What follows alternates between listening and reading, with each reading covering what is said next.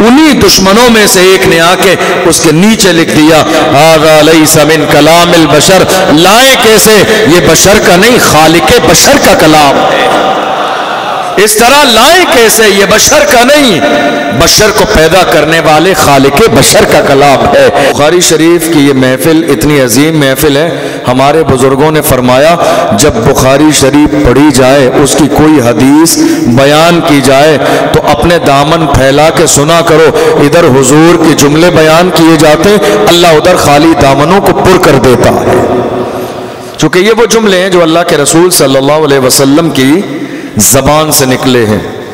उम्मत में इस वक्त का सबसे बड़ा फितना जानते हैं आप क्या है?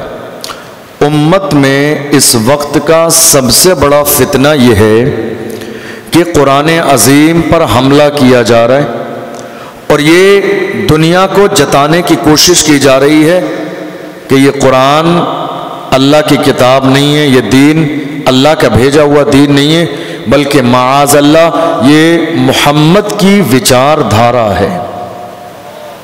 समझ रहे हैं आप? अभी चंद दिन पहले हमारे शहर में भी पर्चे बांटे गए थे, आप में से बहुत सारे लोगों के हाथ में, और वही जुमला था। सबसे बड़ा फितना मौजूदा दौर का ये है कि कुरान अजीम के हवाले से लोगों को शक में डाला जा रहा है ताकि हमारा ईमान कुरान पर कमज़ोर हो जाए। कितने लोगों ने कहा कि कुरान दुनिया की बड़ी बड़ी अजीम किताबें तब्दील हो गई, आज उनके सही नुस्खे मौजूद नहीं है। जिस ज़माने में सोशल मीडिया का दौर ना हो, फ्लाइट का दौर ना हो, तो मक्के मदीने से पूरी दुनिया में कुरान सही कैसे पहुंच सकता है, कैसे महफूज किया जा सकता है? इस तरह की वाहियात बातें करके कुरान के हवाले से हमारे ईमान व अक़ीदे को ख़राब करने की कोशिश की जा रही है। मगर अल्लाह की इज़्ज़त की कसम, कुरान की शान ये है, नाजिल भी खुदा ने किया है और हिफाजत की जिम्मेदारी भी मेरे रब ने ले ली है। फरमाया मेरे महबूब हमने और किताबें नाजिल तो की थी मगर उनकी हिफाजत की जिम्मेदारी नहीं ली थी। ये तन्हा कुरान ऐसी किताब है जिसको हमने नाजिल भी किया है और इसकी हिफाजत की जिम्मेदारी भी ली है। अल्लाह के रसूल सल्लल्लाहु अलैहि वसल्लम पर जब कुरान नाजिल हुआ तो आप जानते हैं अब दौर ये हुआ कि इस्लाम के दुश्मनों ने यह कहना शुरू कर दिया कि ये मोहम्मद का कलाम है। मेरे नबी की ज़बान अरबी है और मक्के वालों की ज़बान, बोलेंगे मेरे साथ, उनकी ज़बान भी अरबी है। ये सब ख़ानदान के लोग हैं, रिश्तेदार हैं, लेकिन उन्होंने इनकार कर दिया कि ना, ये अल्लाह की तरफ से नाजिल नहीं हुआ है बल्कि मोहम्मद ने गढ़ लिया है। अरब वालों की एक बात मैं आपको बताऊं, अरब के लोग ज़हन वाले इतने थे कि जब बैठ जाते थे शेर व शायरी करने पर तो एक दफ़ा बैठकर अरबी में हज़ारों शेर तैयार कर लेते थे। और वहाँ लिखना किसी चीज़ को याद करने के लिए, हम कापी में लिखते हैं ना कि हमें ये चीज़ याद हो जाए, अरब में ये ऐब शुमार होता था कि इसका जहन कमज़ोर है, इसने लिखा है याद करने के लिए। इतने ज़हीन लोग थे वो। लेकिन जब कुरान को चैलेंज किया तो अल्लाह ने अपने महबूब पर उनको चैलेंज देने के लिए 3 चैलेंज नाजिल फरमाए। पहले चैलेंज फरमाया गया दुश्मनान इस्लाम को, जिन्होंने कहा ये कुरान मोहम्मद की विचारधारा है। अल्लाह ने कुरान में फरमाया मेरे महबूब कह दो कुल इन इज्तमाअतिल इंसु वल जिन्नु अला अन यातू बिमिस्लि हाज़ल कुरान ला यातून बिमिस्लिही वलौ कान बअदुहुम लिबअदिन ज़हीरा। फरमाया मेरे महबूब इन दुश्मनान इस्लाम में ऐलान कर दो कि तुम जिन्नात इंसान सबको जमा कर लो और मिलने के बाद कुरान जैसी किताब तैयार करो। तुम्हारी भी ज़बान अरबी है, तुम भी मक्के में रहते हो, तुम भी फसाहत व बलागत वाले हो, अगर ये मोहम्मद का कलाम है तो तुम भी इस जैसा कलाम तैयार कर लो। मगर कलाम कैसे तैयार करें? मेरे इमाम फरमाते हैं फुसहा अरब के बड़े बड़े तेरे आगे यूं है दबे लचे, कोई जाने मुंह में ज़बान नहीं बल्कि जिस्म में जान है।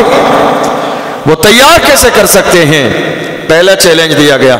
और याद रखना इस चैलेंज को, हो सकता है ये बात आपके सामने आए चंद दिनों के बाद, याद रखना इस बात को।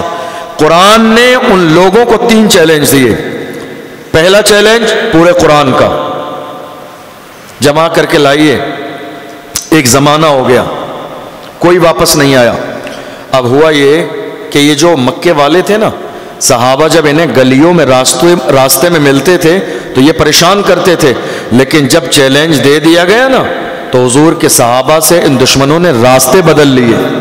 اب شرم کے مارے سامنے سے نہیں نکلتے، کہیں ایسا نہ ہو کوئی مسلمان چھیڑ دے کہ ہاں بھائی تم کہتے تھے نا یہ محمد کا کلام ہے، تو زبان تمہاری بھی عربی ہے، تم کیوں تیار کر کے نہیں لاتے؟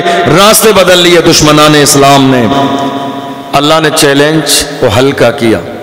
پھر ایک بار چیلنج اور کیا، اچھا ہو سکتا ہے کہ قرآن تمہیں بہت بڑا لگ رہا ہو کہ صاحب اتنا بڑا کیسے تیار کریں؟